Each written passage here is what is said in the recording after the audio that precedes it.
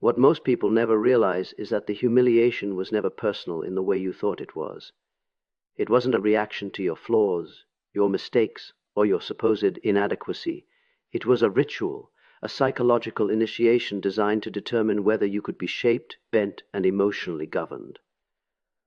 In Jungian terms, this is where the narcissistic personality seeks projection, casting their own unresolved insecurity onto you and observing whether you carry it for them. Humiliation functions as a dominance test.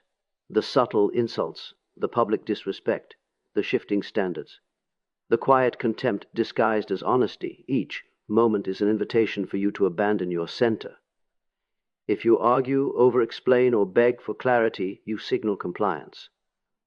You confirm that your sense of self depends on her approval. And that is precisely what the narcissistic dynamic requires to continue. But something changed when you didn't break, when you stopped defending your worth, when you no longer chased resolution or validation. In that moment, you unknowingly stepped out of the ritual. You refused the role assigned to you. From a psychological standpoint, this is not passive behavior. It is individuation. You began responding from the self rather than the wounded ego. The narcissistic woman does not experience this as growth or mutual respect. She experiences it as loss of control. Her power was never rooted in strength, but in your reaction. Once that reaction disappeared, the ritual lost its function. There was no transformation she could extract from you anymore. No emotional leverage left to exploit. This is why passing the humiliation ritual feels anticlimactic. There is no apology, no recognition, no dramatic closure, just a quiet shift. The game ends not because you won, but because you are no longer playing. And here is the uncomfortable truth most never confront. Humiliation only works on the parts of you that doubt their own value. When those parts are integrated and reclaimed, control collapses. When you stop proving your worth, you don't just end the ritual, you end the cycle. What truly shifts the dynamic is not confrontation, explanation, or emotional withdrawal in the dramatic sense. It is emotional detachment. And detachment in the Jungian understanding is not indifference.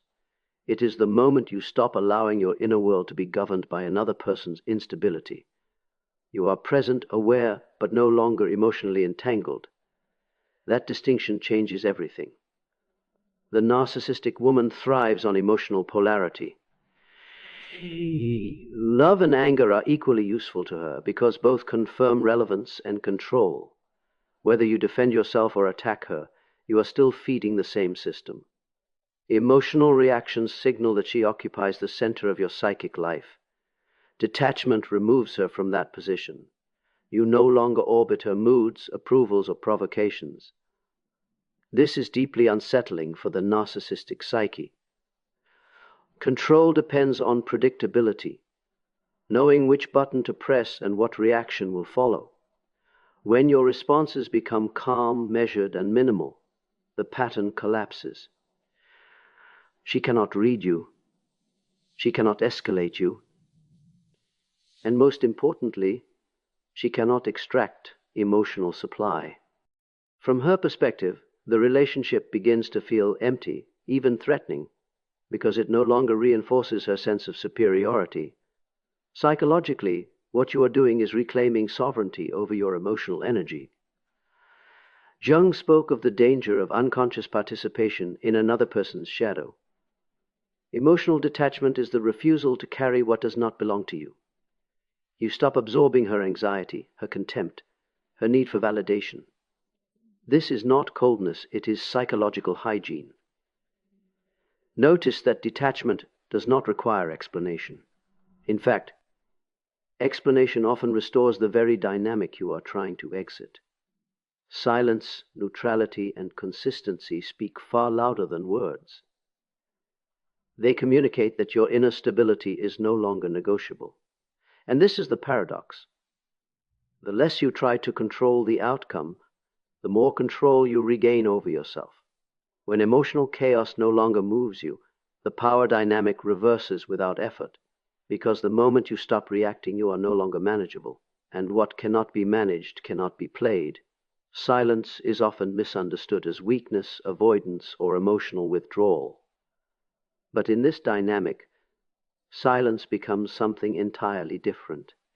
It is not the absence of communication, it is the absence of emotional availability.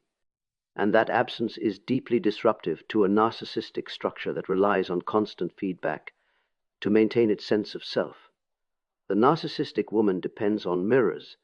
She must see herself reflected in admiration, fear, anger, or confusion, words, arguments, explanations. These are not conversations to her, they are instruments of orientation. They tell her where she stands in relation to you. When those instruments disappear, when you stop narrating your inner state, she loses her psychological map. Your silence introduces uncertainty, and uncertainty is intolerable to someone who needs control. She cannot tell whether she still matters, whether she has power, whether the familiar levers still function. This is why silence often provokes escalation at first, provocations, tests, sudden emotional shifts. These are attempts to restore feedback. But when silence remains steady and unreactive, it communicates something unmistakable. Access has been revoked. From a Jungian perspective, this is the moment when projection collapses. Without your responses, she is forced to encounter herself, rather than an emotional extension of you, and that encounter is precisely what she has been avoiding. The narcissistic psyche cannot sustain itself without external confirmation, so your silence feels like disappearance, even abandonment, regardless of your physical presence. Importantly, this silence is not punishment, it is containment. You are no longer processing the relationship out loud. You are no longer justifying, defending, or correcting perceptions that were never meant to be understood. You are holding your inner life privately, where it belongs. And this is why silence becomes more threatening than words ever were. Words can be twisted, argued against, and exploited. Silence cannot. It offers no leverage, no emotional hooks, no entry point. When you stop explaining yourself, you stop negotiating your worth. And when your inner world is no longer available for manipulation, the game ends on its own. Silence, used consciously, is not withdrawal. It is self-possession. At a certain point, something subtle but decisive occurs. It isn't dramatic, and it rarely looks like conflict. It looks like disinterest. The narcissistic woman begins to disengage not because you failed her, but because the outcome is no longer controllable. And control, not connection, was always the true objective. Narcissistic attraction is rooted in asymmetry. There must be someone above and someone below, someone directing and someone reacting. When you establish boundaries quietly, consistently, without justification, you flatten that hierarchy. You are no longer trying to be understood, approved of, or chosen. From a psychological standpoint, this removes the incentive structure that sustained the relationship. What many mistake for emotional maturity on her part is actually strategic withdrawal. Without leverage, the interaction stops being rewarding. There is nothing to provoke, nothing to dominate, nothing to extract. Jung would describe this as the ego losing its external anchor. The narcissistic self cannot regulate internally, so when the external environment no longer reflects superiority, interest collapses. This is why improvement on your part often coincides with emotional distance from her. As your sense of self stabilizes, her engagement fades. Not because you became less valuable, but because you became uncontrollable. Equality feels threatening to a psyche organized around dominance. Mutuality offers no stage. Notice that she does not argue for the relationship at this stage. There is little negotiation, little curiosity. Control requires friction. When friction disappears, so does motivation. The relationship no longer feeds the fantasy of omnipotence, so it is quietly abandoned. This is also where many people misinterpret the moment and chase closure. They explain, reach out, or attempt to restore intensity. But intensity was never intimacy. It was a mechanism of control. Trying to revive it only delays the inevitable. The deeper truth is this: when someone loses interest because they can no longer control you, they were never interested in you as a person. They were invested in the role you played. And the moment you step out of that role, the game ends, not in loss, but in liberation. When control can no longer be restored, the narcissistic woman does not announce defeat.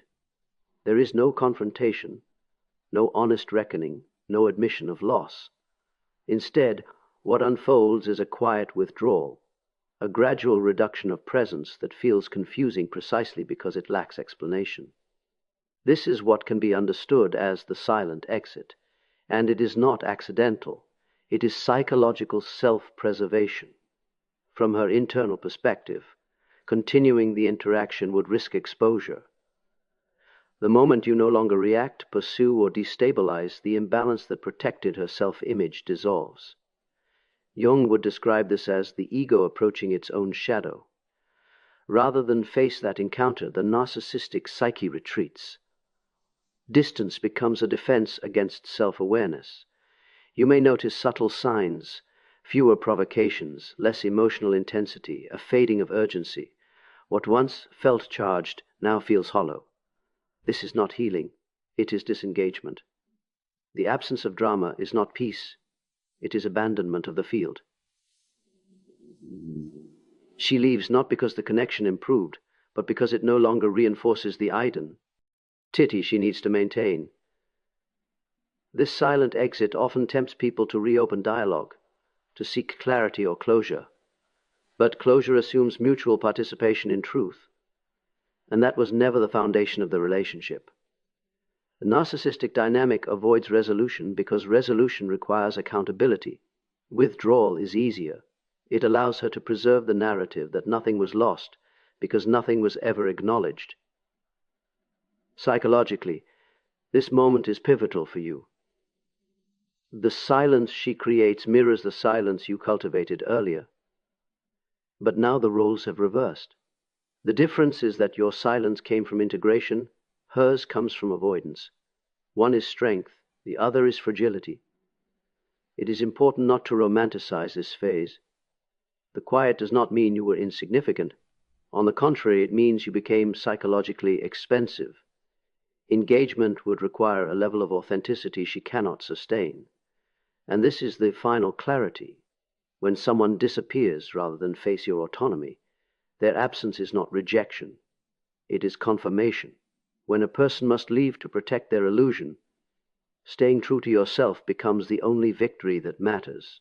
What often goes unrecognized is that the true turning point was never her withdrawal. It was your transformation.